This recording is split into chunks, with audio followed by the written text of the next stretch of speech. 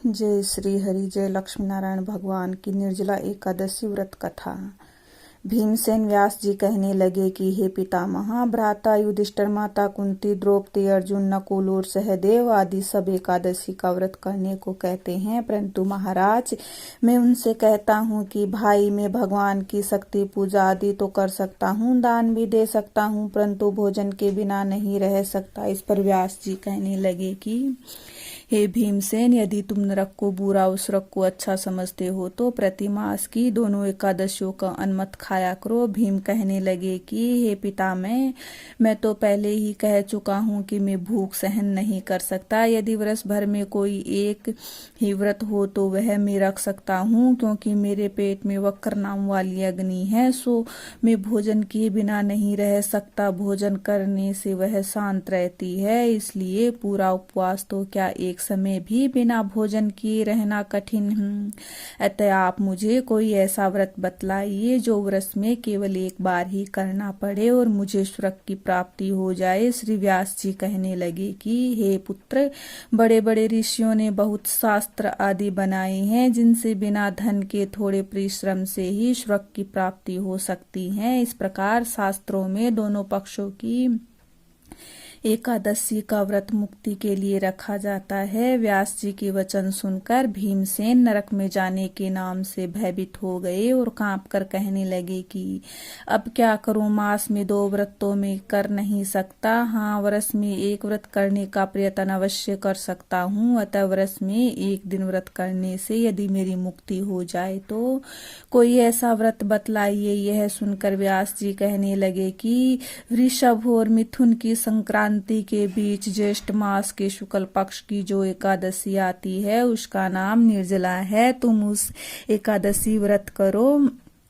इस एकादशी के व्रत में स्नान और आचमन के सिवा जल वर्जित है। आचमन में 6 मास से अधिक जल नहीं होना चाहिए, अन्यथा वह मद्यपान के सदृश हो जाता है।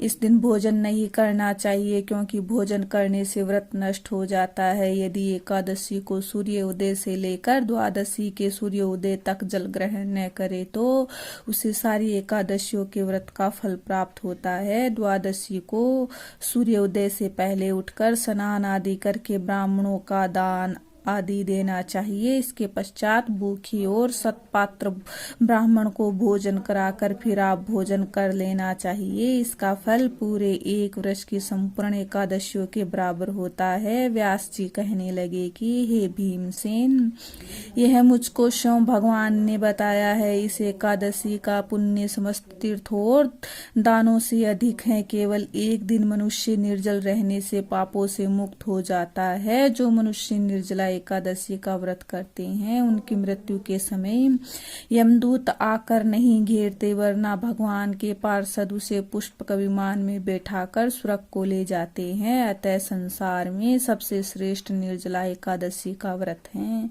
इसलिए यत्न के साथ इस व्रत को करना चाहिए। उस दिन ओम नमो भगवते वासुदेवाय का मंत्र उच्चारण करना चाहिए, गोदान करना चाहिए। इस प्रकार व्यास जी की आज्ञा अनुसार भीमसेन ने इस व्रत को किया, इसलिए इस एकादशी को भीमसेनी या पांडव एकादशी भी कहते हैं। निर्जला व्रत करने से पूर्व भगवान से प्रार्थना करें कि हे भगवान, आज मैं निर्जल व्रत करता हूँ, दूसरे दिन भोजन करूंगा। मैं इस व्रत को श्रद्धा पूर्वक करूंगा, अतः आपकी कृपा से मेरे सब पाप नष्ट हो जाए। इस दिन जल से भरा हुआ एक घड़ा वस्त्र से ढककर श्रवण सहित दान करना चाहिए। जो मनुष्य इस व्रत को करते हैं उनको करोड़ों पल सोने के दान का फल मिलता है, और जो इस दिन यज्ञ आदि करते हैं उनका फल तो वर्णन ही नहीं किया जा सकता। इस एकादशी के व्रत से मनुष्य विष्णु लोक को प्राप्त होता है।